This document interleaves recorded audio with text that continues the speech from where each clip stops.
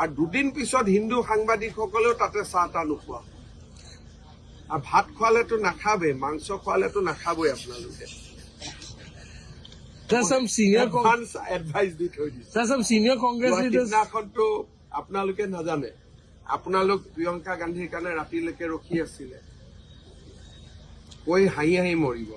তাতে আপোনালোকক কোনে চাহ খুৱাব? ৰাতি সিহঁতৰ ভিতৰত তাকে লৈও কাটিলে। লাষ্টত আপোনালোকক কোনোবাই কয় চুইগিত অৰ্ডাৰ দি দিয়ক, পইচাটো আমি দি দিম। মানে তেওঁলোকৰ এইটো অৱস্থা। হয় নহয়, মই অসত্য কথা কৈছো নেকি?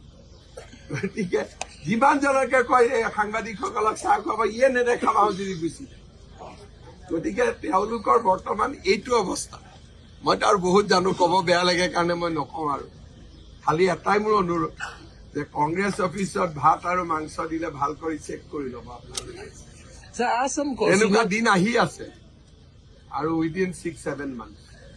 আৰু দুদিন পিছত হিন্দু সাংবাদিকসকলেও তাতে চাহ তাহ নোখোৱা আৰু ভাত খোৱালেতো নাখাবে, মাংস খোৱালেতো নাখাবই আপোনালোকে। এডভাইচ দি থৈ দিছে। সিদিনাখনতো আপোনালোকে নাজানে, আপোনালোক প্ৰিয়ংকা গান্ধীৰ কাৰণে ৰাতিলৈকে ৰখি আছিলে, কৈ হাঁহি হাঁহি মৰিব। তাতে আপোনালোকক কোনে চাহ খুৱাব? ৰাতি সিহঁতৰ ভিতৰত তাকে লৈও কাটিলে।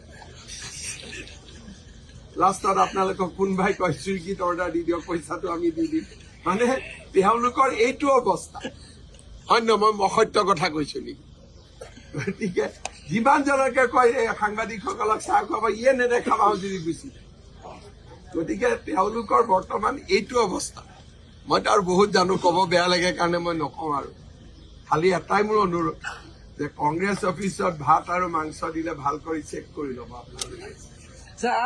এনেকুৱা দিন আহি আছে আৰু উইদিন 6-7 মান্থ।